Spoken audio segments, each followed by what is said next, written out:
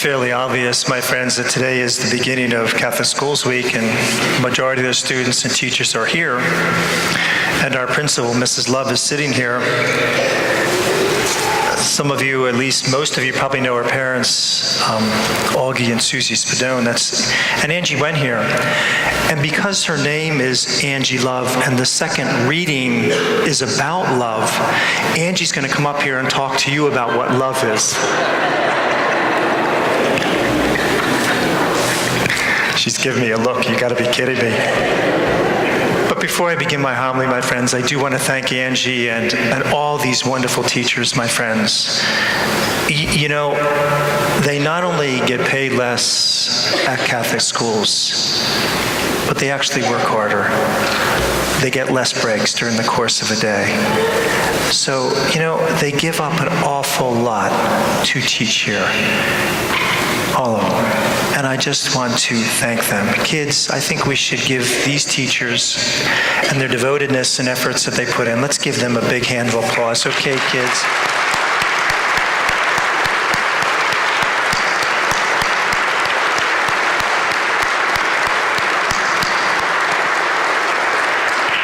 And just another big thank you as well, my friends, to all you parents that send your children here. It's a sacrifice, and it's worth every bit of effort that's put into that. Don't ever discount that. Because schools educate a certain aspect. Catholic schools educate the whole person because they incorporate our religion into that. So when you educate the whole person, my friends, it impacts the rest of their life. And you can't put a value on that. You can't put a value on that. So parents, I know it's an effort. I know it's a great sacrifice, but thank you. Thank you. And it will certainly pay off in the years and years to come. In today's gospel, my friends, it talked about criticism. And I was reading all sorts of things on pessimism and criticism, and I thought, Joshua Coppersmith was arrested in Boston years ago for trying to sell stock in his telephone company.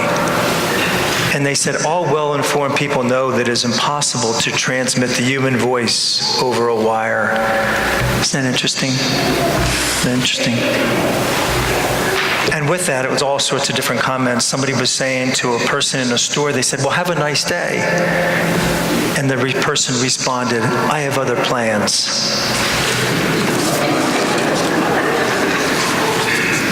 You know, we have to be careful with our criticism and critical thoughts sometimes because it permeates us.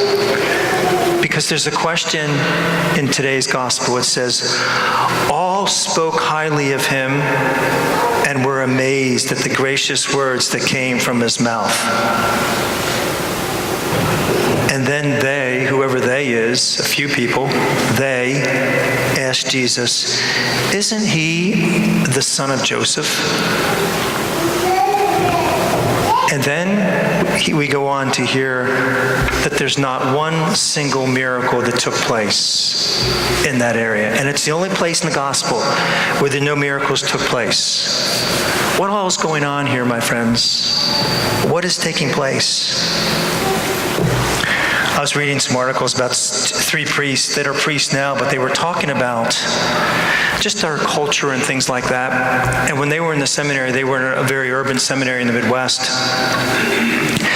And they expanded.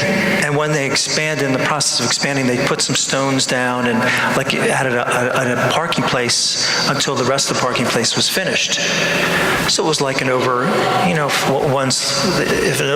lot type thing. And a couple of these kids at the one corner of it had some great sunlight and asked to make a garden there. And the one who was the maintenance guy that was in charge of that said, sure, it's no problem. He said, but nothing will ever grow there. Well, after they removed 4 inches of stones, they realized that used to be like a little dumping ground. And that garden, once they reached the soil, was incredibly fertile. And they had the most incredible garden they've ever had. But you know, my friends, all through their life, they think of that. Nothing will ever grow there. Nothing will ever grow there. And that's what they said to Jesus. Isn't he the son of Joseph? Is that a question or a statement? Who is he? He's nothing more than a carpenter's son. Sounds like a statement to me as opposed to a question, my friends. But you see, when we make statements and questions like that, no miracles took place, because that criticalness invades and permeates our thoughts and our processes. Happens in our daily communication with our loved ones too, doesn't it? Doesn't it? It's all right to have heated discussions, my friends, in family life. Sometimes they're healthy. Sometimes things boil up, I understand it. But all of a sudden it goes from a situation to you are, and right now you've reached a toxic area. You are what? What does that have to do? You are no good. The list, your swear words are permeated.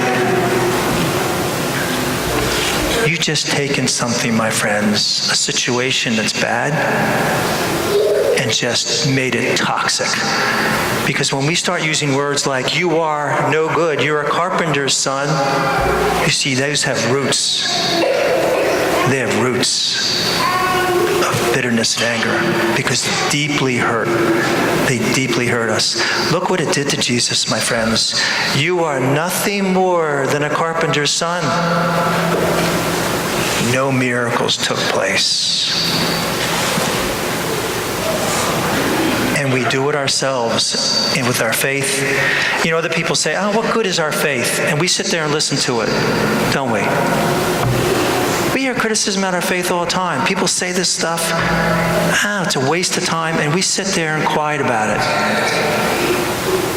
Just like here. A few people, made this comment and affected the whole area because no one had the courage to simply say, I don't believe that. We sit there and listen to people hack away at our beliefs, my friends, and listen to it, and it affects us. It affects our faith. What good is our faith? Excuse me. I'd rather not discuss that. You know what I mean, my friends? We don't have to listen to that. We have a right here in America to practice our faith.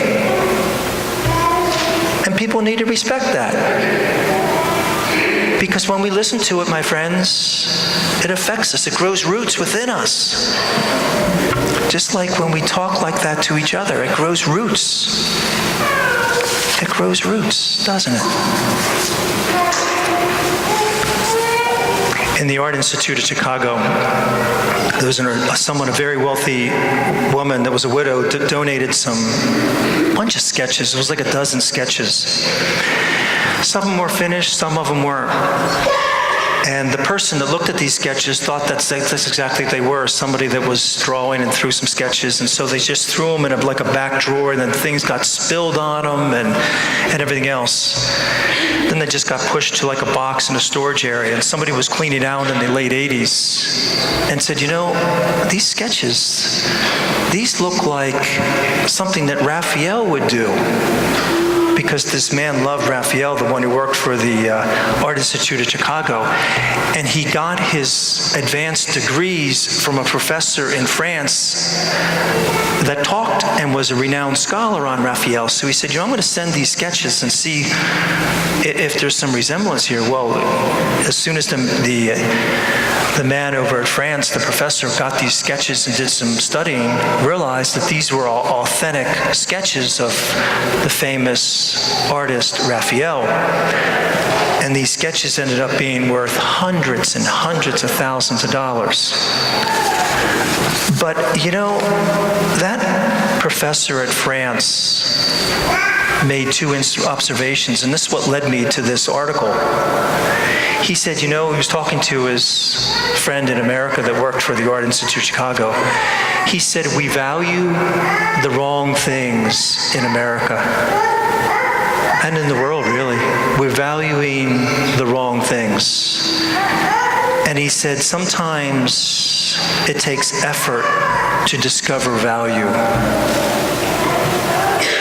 And it does, doesn't it? Sometimes discover value here at the church takes effort. It takes effort, my friends, to discover value in another human person, doesn't it? But when we discover that value, it's a beautiful, beautiful thing. It truly is. It takes effort. There's value here, my friends. There's value here. There's value in Catholic education. There's value in family life. There's family life. And sometimes to treasure that value, it demands effort. It demands effort and getting that negativity out of each one of us. God bless you.